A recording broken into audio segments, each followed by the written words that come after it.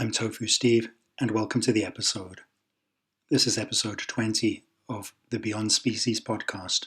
So this is the last episode of season 1, and I'm going to take a break for the summer and come back in a few months with season 2. I had planned on doing a kind of reflective episode, looking back and drawing the different strands together from the guests that I've spoken to. But I'll probably leave that for season 2 now. In the last couple of weeks, obviously we've seen a momentous uprising in terms of Black Lives Matter. So I've decided instead to dedicate this episode to Black voices. I do want to thank all the guests that I've had on this season. I've really appreciated your time, your input and your honesty. And it's been really encouraging to hear from all of you about the work that's being done across all parts of the world by people who are just everyday people like the rest of us listening. And it's a reminder that we all have the power to begin making changes in our society, and that we need not rely on kind of celebrity influences and should not rely on them to be the change makers. We are the change makers. I also want to let people know who had expressed an interest in being on the show, or who I had contacted but hadn't got round to. I haven't forgotten you, and I look forward to having you on season 2. So I will be in touch over the next few months, and we can work out a plan. So I'll move on now to the episode. So I'm not going to do any speaking in this episode, and no introductions or anything like that, or context. I'm just going to play these voices. So I will just give you a list of the people speaking in case you want to look further into them and their work, their activism, and their lives. So the list of people that are about to follow are Akala, Maya Angelou, James Baldwin, George the Poet, Kyla Lacey, Angela Davis, Toni Morrison. And I think this episode is particularly important for white people like myself, to sit down and, first of all, listen. And once we've listened, then we need to take action. And it's up to us to do the work. Because, unfortunately, and as uncomfortable as it is, we are the ones who are born into the position of privilege and the position of the oppressor.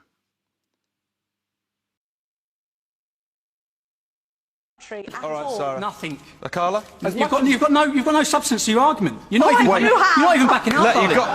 I have, yeah. You've got loads of substance. I have. What happened to Lee Rigby? What happened on 7/7? All the Muslim grooming gangs. Everything I say is factual. Let someone else speak for a minute, please, Tommy. Of course, Mr. Robinson, there are no paedophiles who are white, and white people have never bombed anyone else's country. 87% of grooming cases are Muslim, yet 5% of the country is Muslim. You spoke. Yeah. Let me speak. Now, this is exactly the issue, is what I'm saying, right? As much as I agree with what's being said about this man and his organisation, right? Can you back up, we focus on fringe bigots rather than dealing with the real central issue that we have a political system. I can't count how many times I've read the Daily Mail or some other paper, not that I read these rags, and it says, Pakistani man does blah. When Jimmy Savile is convicted or something comes out about him, is his ethnicity or his religious beliefs put forward as the primary reason for him committing an offence? No. But we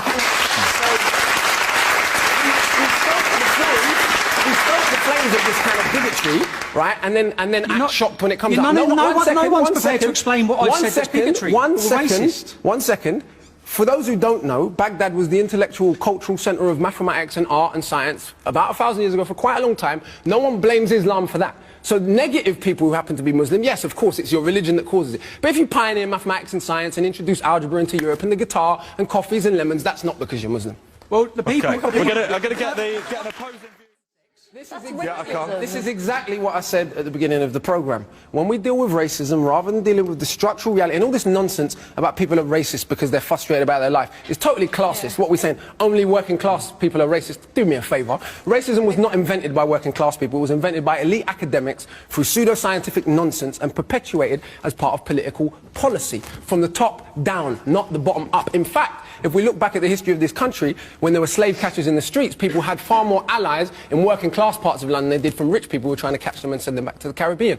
So let's be honest about the history and deal with the bigger problems of structural racism, because then smaller things and smaller frustrations that are breeding this type of nonsense won't be excavated so much. But this is the problem, is we focus on nonsense like this rather than dealing with why a British soldier you've probably never heard of, a gentleman called Christopher Alder, died in 1999 in police custody. There is footage on YouTube that you can see for yourself of him on the floor with his bottom half exposed, with police officers around him making monkey noises over his dead body. You've never heard his name.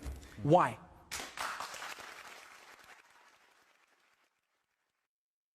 You may write me down in history with your bitter, twisted lies. You may trod me in the very dirt, but still like dust, I'll arise. Does my sassiness upset you? Why are you beset with gloom? Just because I walk as if I have oil wells pumping in my living room. Just like moons and like suns with the certainty of tides, just like hope springing high, still I rise.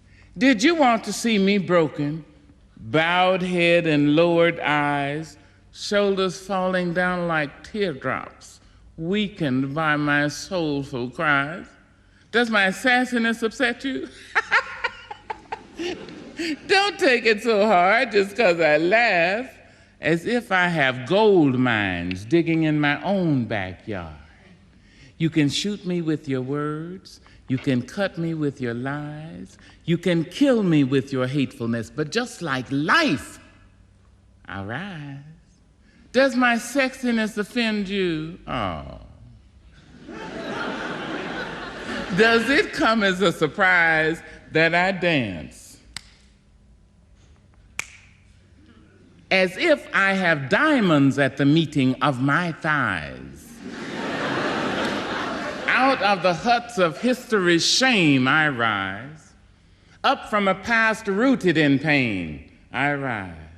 A black ocean leaping and wide, welling and swelling and bearing in the tide. Leaving behind nights of terror and fear, I rise. Into a daybreak miraculously clear, I rise. Bringing the gifts that my ancestors gave. I am the hope and the dream of the slave. And so, wow. There I go.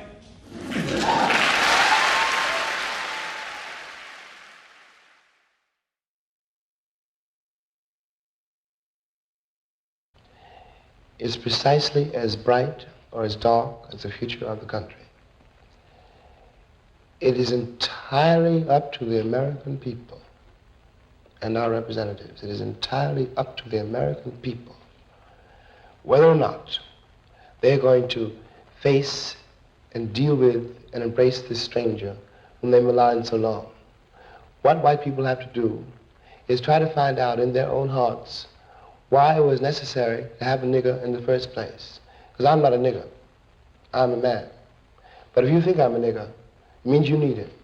The question you've got to ask yourself, the white population of this country has got to ask itself, North and South, because it's one country, and for a Negro, there is no difference in the North and the South. There's just a difference in the way they castrate you. But the fact of the castration is the American fact. If I'm not the nigger here, and you invented him, you, the white people, invented him, then you got to find out why. Yo, my name's George the Poet. Despite black males being overrepresented at every level of the criminal justice system, despite black people being 40 times more likely to be stopped and searched, despite black and minority ethnic groups being twice as likely to die in police custody, many people in our country are unaware that we have a problem. The Black Lives Matter movement is sadly more relevant than ever. Thank you to LDM, BLM and Revolt for taking this time to revisit episode 4 of Have You Heard George's podcast, It's On Us. Old friends become young friends when they're older than you, but they die at a young age. Even though you're getting older, their youth is immortalized on a front page. Some of them follow me around, reminding me that one day I ain't gonna be around. And when that day comes, I'm gonna wanna be around. Cause currently we're down. This is not an opinion, it's a statement of fact. 12% of the prison population is black, and only 3% of the whole population is black. I'm passionate about changing the stats, so I'm gonna make an impact. But when you fight to take control and try to break the mold, despite an aching soul, over time it takes a toll. I'm not okay. Certain days I ain't got no faith. But yo, I'm the artist, George the poet. If I'm not feeling confident, I can't afford to show it. If police really got to man, I can't afford to show it.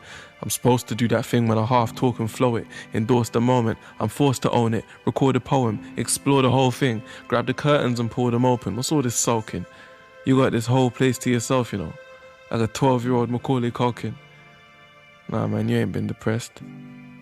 Stop claiming you're stressed and ignore that little pain in your chest. It's a minor. Look at Anthony, he's a lifer. Does he phone you up and cry, cuz? He'll be alright, cuz. Then I notice the music's gone. But at the same time, the news is on.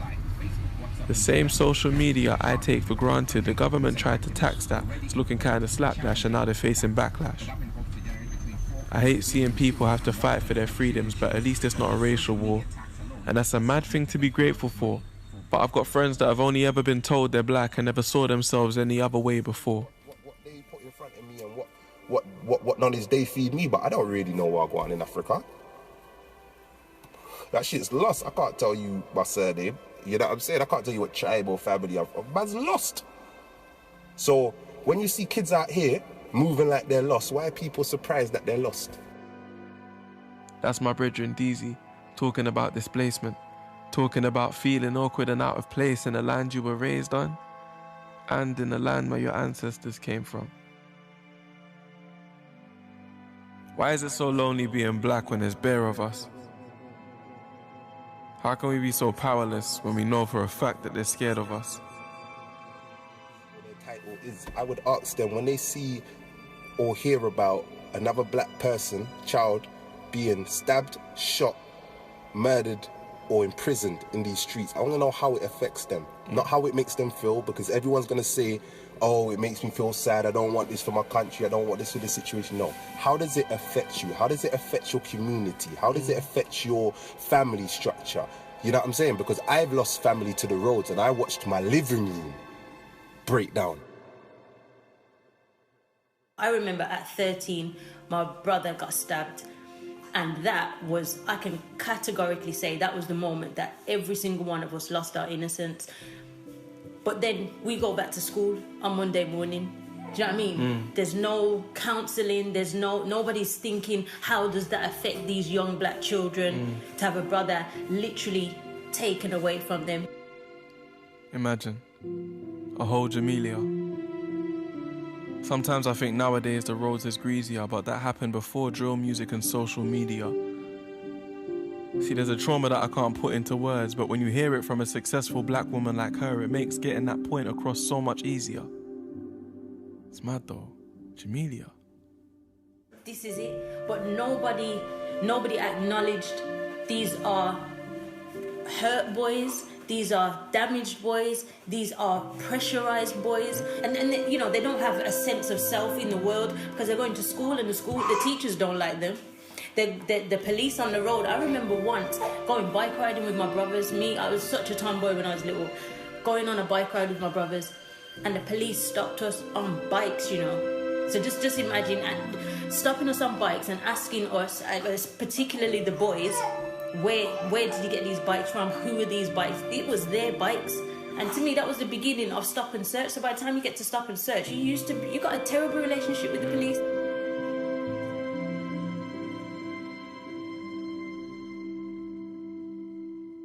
The fact that we actually have the capacity to speak out and not just take this passively, that makes a lot of people angry.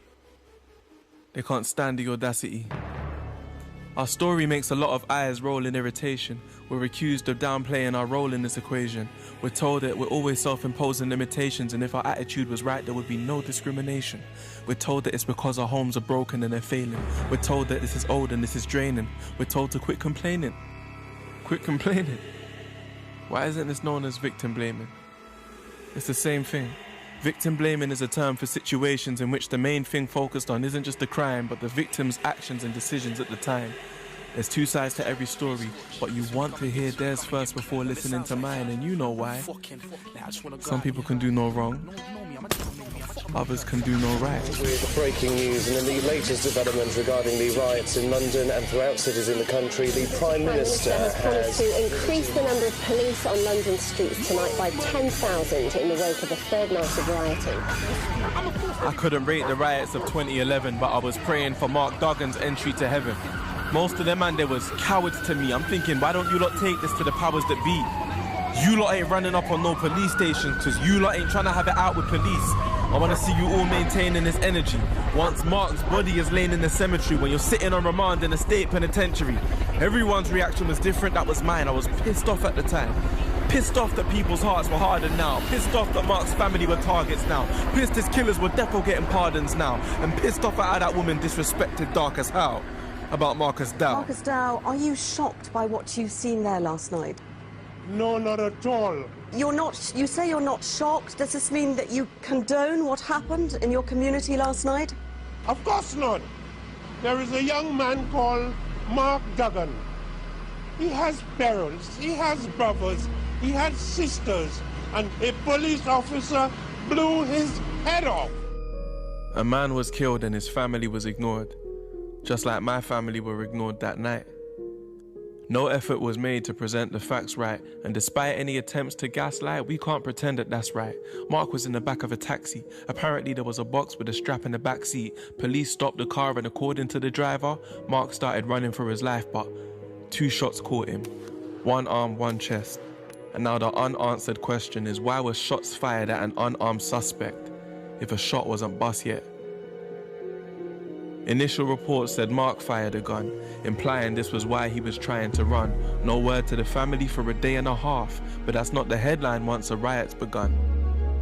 One of the officers said they saw Mark pull a pistol from his waistband, implying that's the reason for the fate that he suffered, but he never touched the gun, as it was later discovered. The officer that said this, furthermore, never mentioned it in his first report. The irony is, police always say it may harm your defense if you do not mention when questioned something you later rely on in court. I.e., your story looks shaky if you miss out the important bits once you've been caught. Food for thought. See, I'm trying to explain the demonstrations of resistance. 3 of the officers said they saw a colleague throw this gun away into the distance. These statements were later rescinded. This kind of behavior explains the widespread intergenerational police hatred in England. An officer was injured. The Independent Police Complaints Commission released a statement in which, the police later claimed, mistakes were written. Given the sensitivity and the intensity around these events, it seems that wasn't a great decision. They claimed the officer was shot before Mark, but that's not at all possible, dog. Because here's the illogical part. The bullet came from a police gun and got stuck in the officer's radio after passing through Mark's arm. That's why the community's looking at you, police, and asking you what gone. Turns out there was no evidence the gun was fired. Makes you lot look like a bunch of liars. This reflects the disregard and disrespect that characterized the London riots. We learned your French. We learned your English, your Dutch, your Spanish, your Portuguese. You learned our nothing. You called us stupid. That's white privilege. And I'm sure it probably hurts for you to hear those 2 words, kind of like gunshots and explosions from those commissioned to protect you, whisking past your ears. What is white privilege? It is the only 5 decades of legal acknowledgement expected to correct 400 years of white transgression. It is crack versus cocaine. Blacks receiving almost 20% longer sentences for the same exact offenses. So like, for instance, a black man without a record is less likely to get a job than a white felon. Well, maybe it's because we're lazy and we don't work hard enough. Like, what the fuck? 400 years in the same field literally is an incredible resume builder. It is Katrina answering the government's prayers of eugenics, Dick Cheney going fishing the next day, Kyla Lacey on a shopping spree pushing San Diego, but Kanye is the one you call crazy because, like, it only took the USA 2 days to get aid to Asia, but 5 for FEMA to get to Canal Street, and Esplanade is the one black kid who beat the shit out of the odds, but only thanks to Michelle Pfeiffer and the White Shadow and Sandra Bullock, so now we all can make it. It is the only time thousands of white people are cheering for a black kid to win is at a stadium. It is you looking at me crazy if I told you to go back to Europe even though we didn't have a say and your great-grandparents came here voluntarily. It is you all of a sudden having a problem with immigration like this isn't even your nation. How the hell do you discover some shit that wasn't even missing to begin with? You Columbus our traditions. Got white girls twerking in high definition with multicolored nails and purple hair, but it was ghetto when we did it. Oh, am I making you uncomfortable?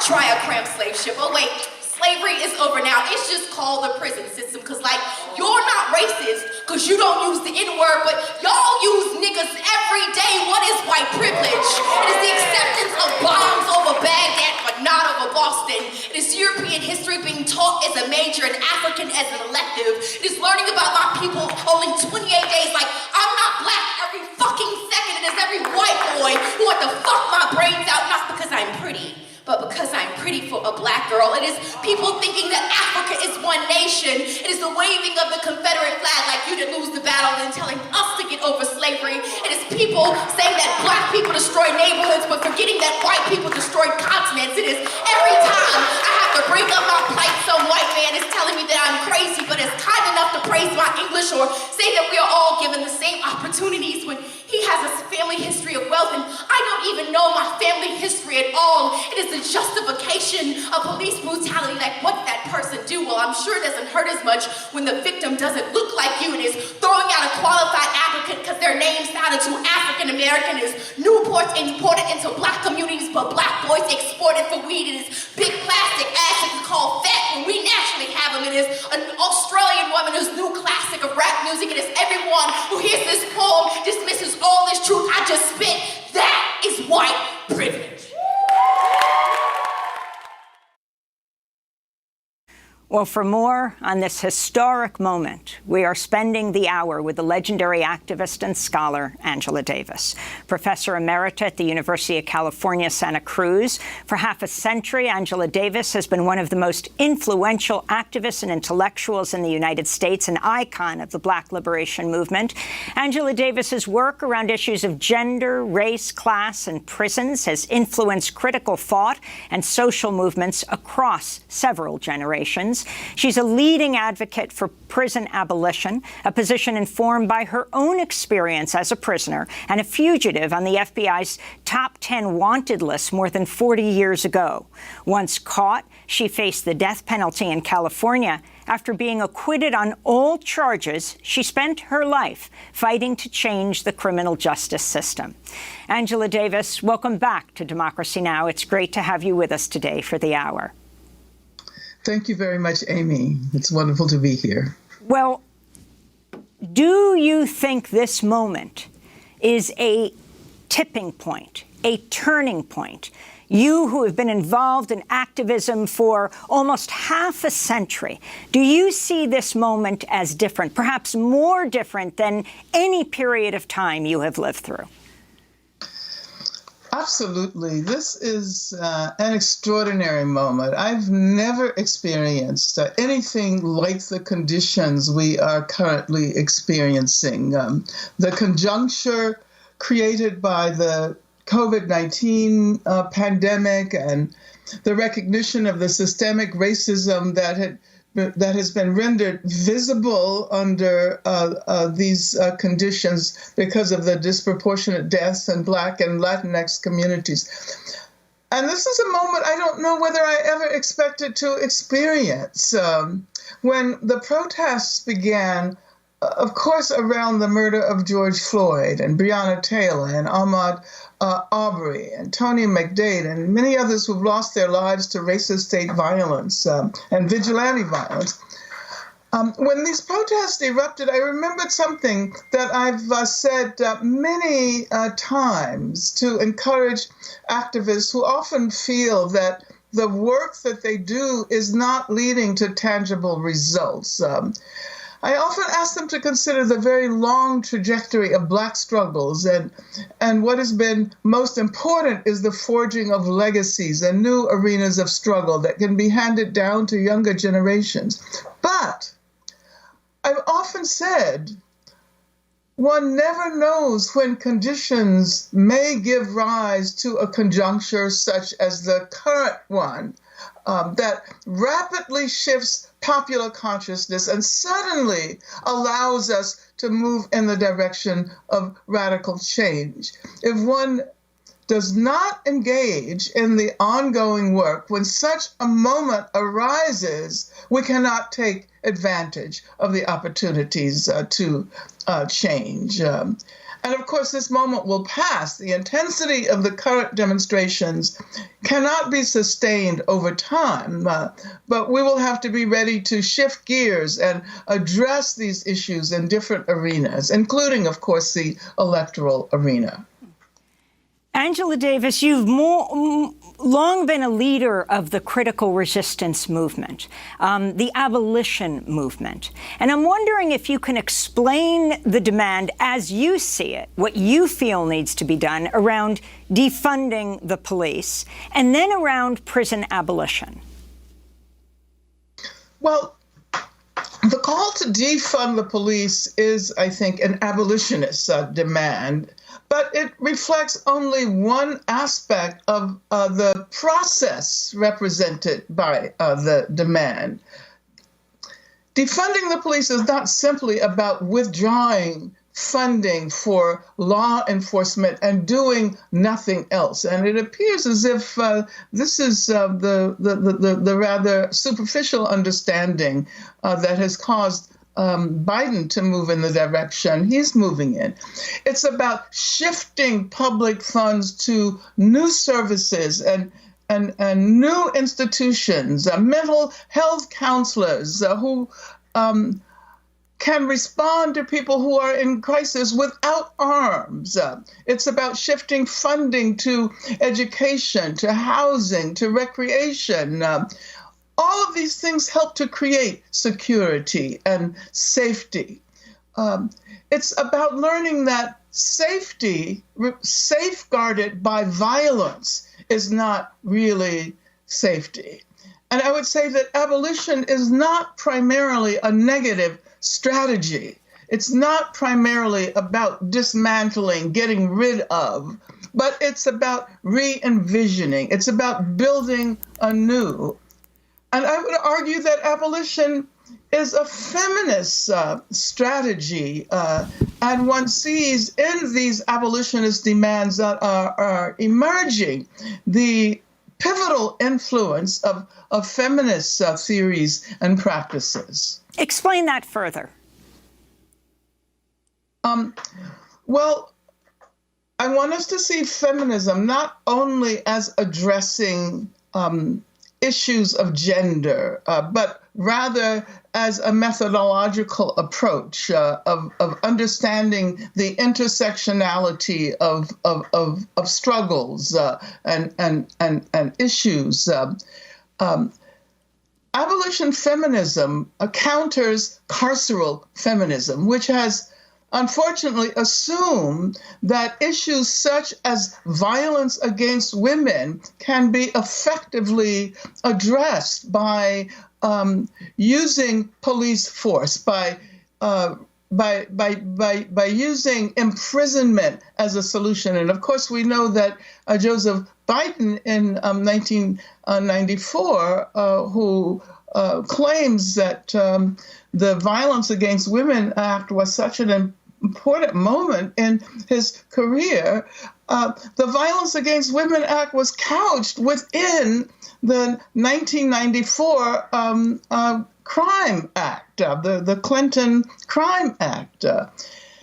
And what we're calling for is a process of decriminalization, not a recognizing that that threats to safety, threats to security come not primarily from what is defined as crime, but rather from the failure of institutions in our country to address issues of health, issues of violence, education, etc. So abolition is really about rethinking the kind of future we want, the social future, the economic future, the political future. It's about revolution, I would argue. You write in Freedom is a Constant Struggle, neoliberal ideology drives us to focus on individuals, ourselves, individual victims, individual perpetrators. But how is it possible to solve the massive problem of racist state violence by calling upon individual police officers to bear the burden of that history and to assume that by prosecuting them, by exacting our revenge on them, we would have somehow made progress in eradicating racism? So explain what exactly you're demanding. Well, neoliberal logic assumes that the fundamental unit of society is the individual, and I would say the abstract individual. According to that logic, Black people can combat racism by pulling themselves up by their own individual bootstraps. That logic recognizes, or fails rather, to recognize that there are institutional barriers that cannot be brought down by individual determination. If a Black person is materially unable to attend the university, the solution is not affirmative action, they argue, but rather the person simply needs to work harder, get good grades, and do what is necessary in order to acquire the funds to pay for tuition. Neoliberal logic deters us from thinking about the simpler solution, which is free education. I'm thinking about the fact that we have been aware of the need for these institutional strategies at least since 1935, and of course before, but I'm choosing 1935 because that was the year when W.E.B. Du Bois published his journal, Black Reconstruction in America. And the question was not what should individual Black people do, but rather how to reorganize and restructure post-slavery society in order to guarantee the incorporation of those who had been formerly enslaved. The society could not remain the same, or should not have remained the same. Neoliberalism resists change at the individual level. It asks the individual to adapt to conditions of capitalism, to conditions of racism. Arthur Ashe was here, the late Arthur Ashe, yes. and he said to me, as he said in one other place, he said, in a much quoted comment, he said, living with AIDS is easier than living with racism.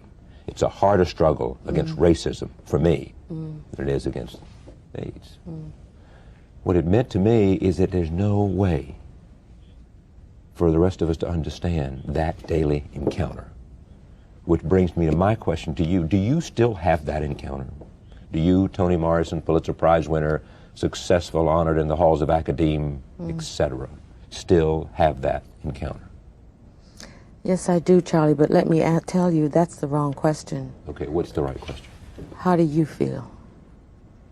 Not you, Charlie Rose, Right. but don't you understand that the people who do this thing, who practice racism, Right. are bereft? There is something distorted about the psyche.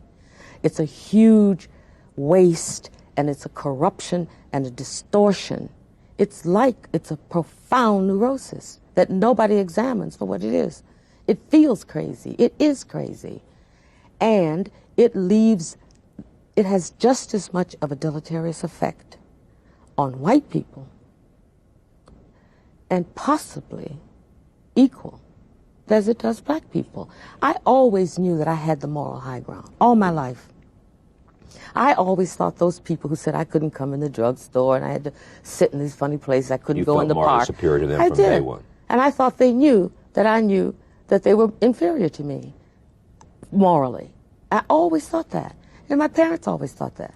You said your father was racist because he always felt like he was superior. That's right. He always felt superior. And that was a form, you know, of defensive racism. But if the racist white person, I don't mean the person who is examining his consciousness and so on, doesn't understand that he or she is also a race, it's also constructed, it's also made, and it also has some kind of serviceability. But when you take it away, I take your race away.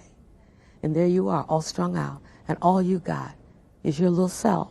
And what is that? What are you without racism? Are you any good? Are you still strong? You still smart?